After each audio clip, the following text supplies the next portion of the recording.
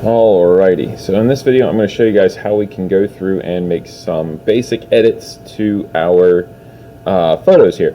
So first things first, anytime that you are in Photoshop, you're working on an image, you're going to want to duplicate this layer. You can either go through this by simply right clicking and hitting duplicate layer and hit OK, or this same thing can be done if you go up here to layer, new, and then go to you can either hit Control J or you can select layer via copy, and then it's going to produce a duplicate of your layer. That is one of the most important things you can do as we go through this.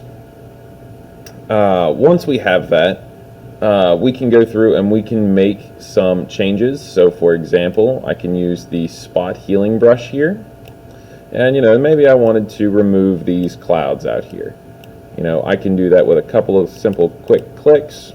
If I wanted to change the size, I can go through and change my size, do something like this, and then I've gone through and now I've made some small little edits to remove a handful of those clouds. Easy peasy. If I wanted to do anything else with this, we can go through and use the blur and sharpen tools. We could use the dodge, burn tools as well to highlight areas or make them smaller, or not smaller, but darker. If we go up here to the adjustments tab, we are going to want to apply the levels tools. And then with these are fairly subtle, but what I like to do is just move them into where this little mountain starts to climb. And then you can adjust your midtones, to whichever style of photo you're looking to have. But the goal of this is to go through and to remove those midtones, to remove that layer of gray from your image. But we'll do that once with levels. And then we are going to come in and apply the curves. And then you should only have to do this one time. But if you go up here to your options, we're going to change how this is displayed.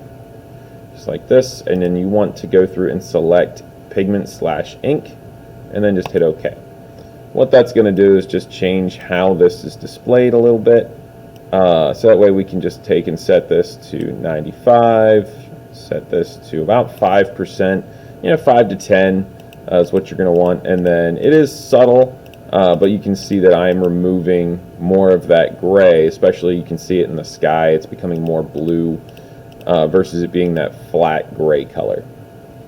Now, after we've gone through and we've applied those, one of the last things I like to do to my images is apply a sharpening to it, to give it a nice crisp feel.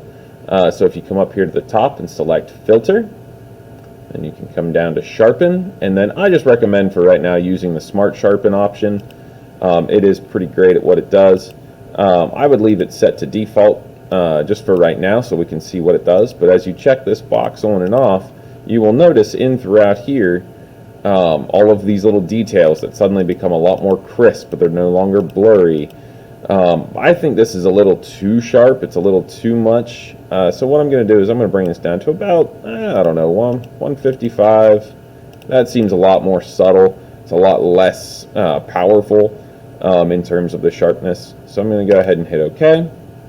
And now my image is ready for export. And that's going to be in the next video as well. But if you just wanted to see how that is done, we'll go up here to File, Export, and I'm just going to export as a quick PNG for what we're doing here today. So just quick PNG. You're going to want to go and select, your part of your OneDrive, put it into your folder. I'm just going to leave it in here. And this is my, I think I spelled that wrong, Eiffel Tower finish, and hit save. And just like that, our image is edited, it is ready to go, and it is, or has been exported.